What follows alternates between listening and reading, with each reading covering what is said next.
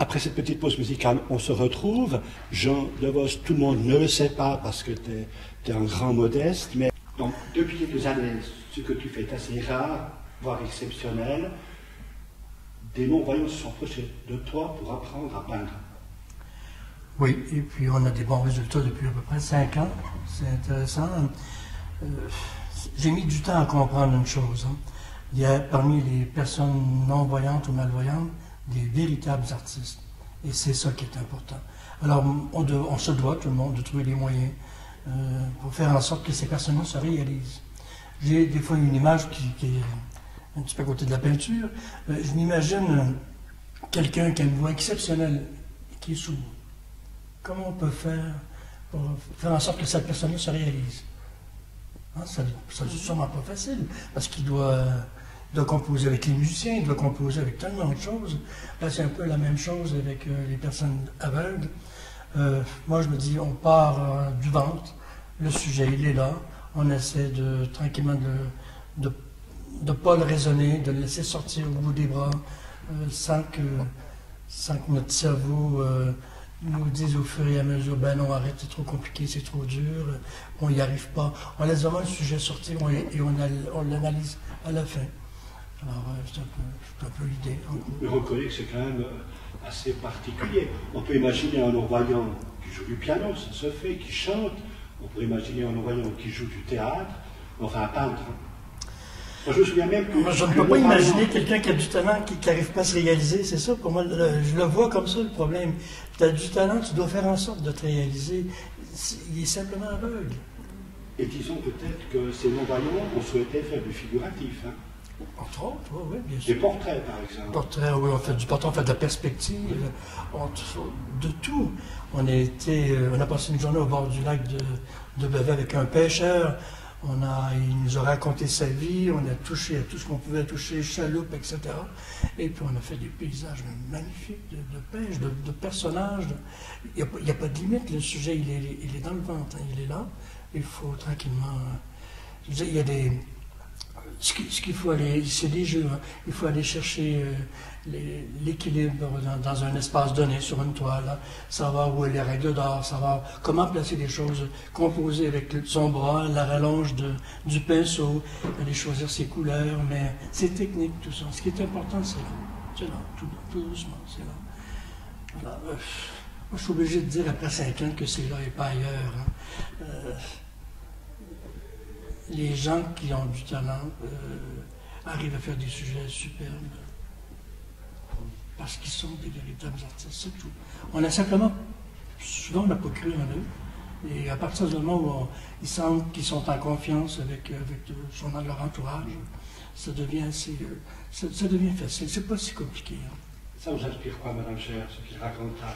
Ça me trouble beaucoup parce que la peinture c'est visuel.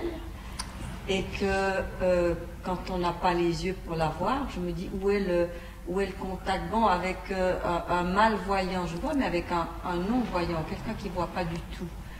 Bon, alors il y a les problèmes, il y a la perspective, il y a l'étude de la surface qui doit...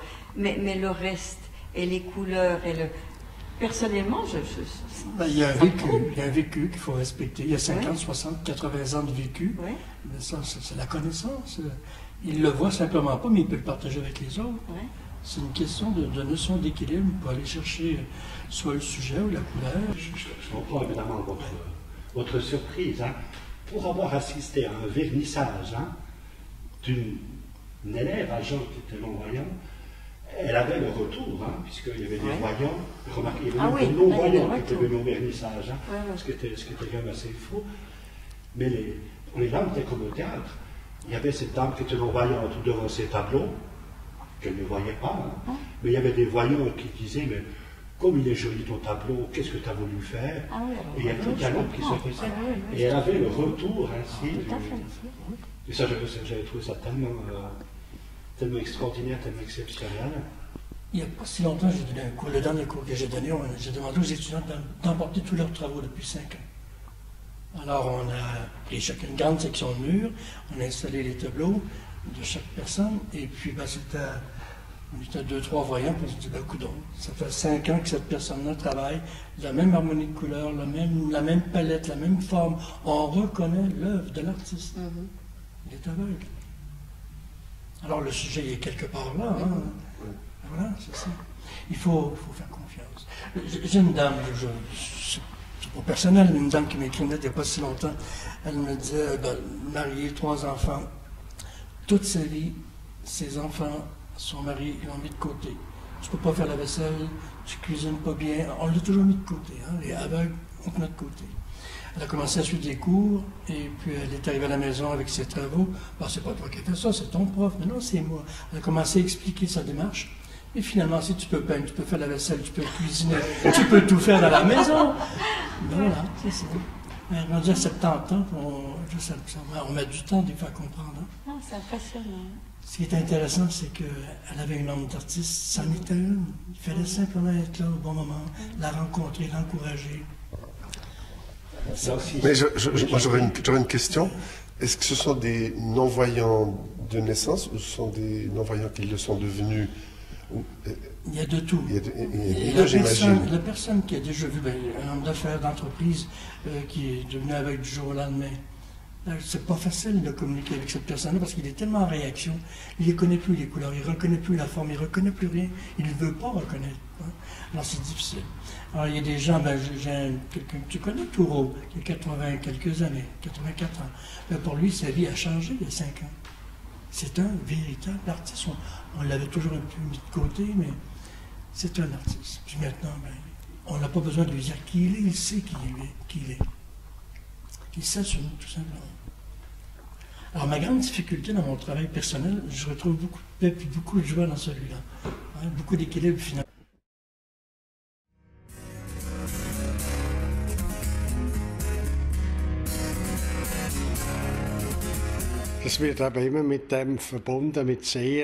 C'est toujours mis en rapport avec voir et regarder. Peindre et ne pas voir, ça ne va pas. Et nous voulons prouver que cela va aussi. Peindre,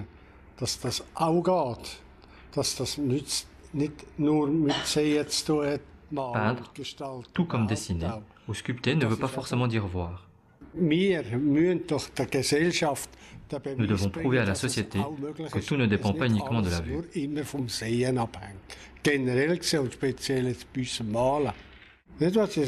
C'est pour cela que nous organisons des expositions et on nous dit « Quoi? Vous savez faire ça? Comment est-ce possible ?» Alors nous devons essayer d'expliquer. Moi, par exemple, je ne vois pratiquement plus du tout. Mais j'ai des images intérieures que je veux transposer sur le papier ou la toile.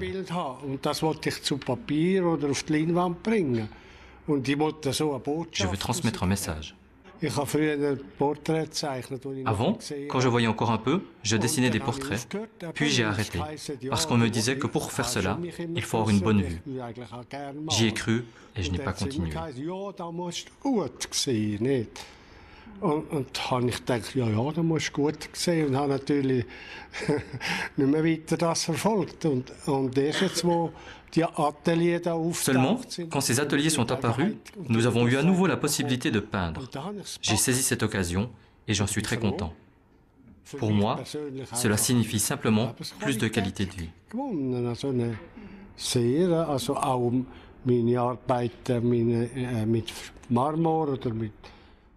Peu importe la matière travaillée, marbre, bois ou autre, les formes et les couleurs ont toujours été en moi.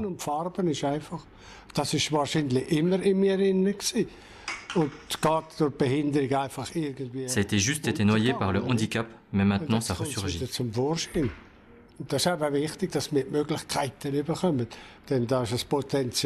Il y a un potentiel qui n'est pas exploité.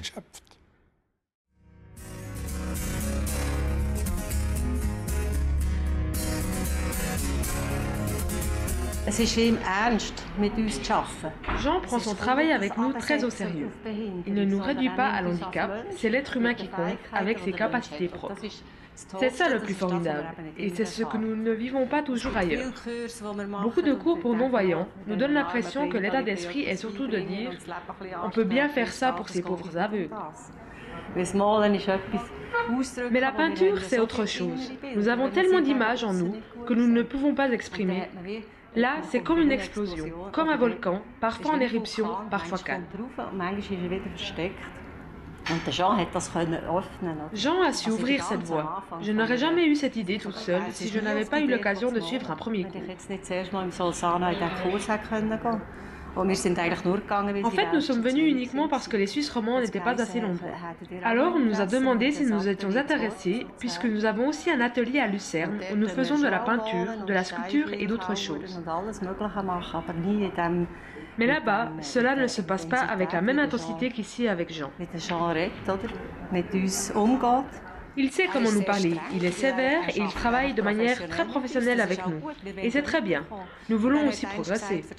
Une fois, il nous a dit « Je donne un cours pour vous faire avancer. Il faut toujours aller jusqu'à la limite et peut-être même au-delà. » Jamais il nous ne rabaisserait ou nous critiquerait au point de critiquer la personne.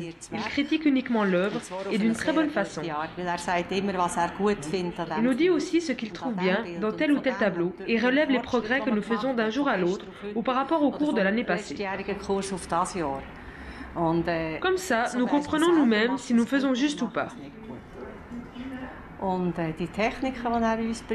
Les techniques qu'il nous enseigne sont faites spécialement pour les personnes qui ont un handicap de la vue. Et nous pouvons également les appliquer à la maison, même si c'est plus difficile.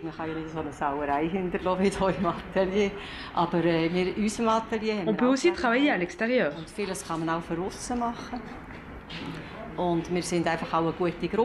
Nous sommes un groupe qui s'entend bien. Certains se rencontrent aussi dans le privé. Cela nous a soudés. Et parfois, nous terminons ces rencontres par un apéro.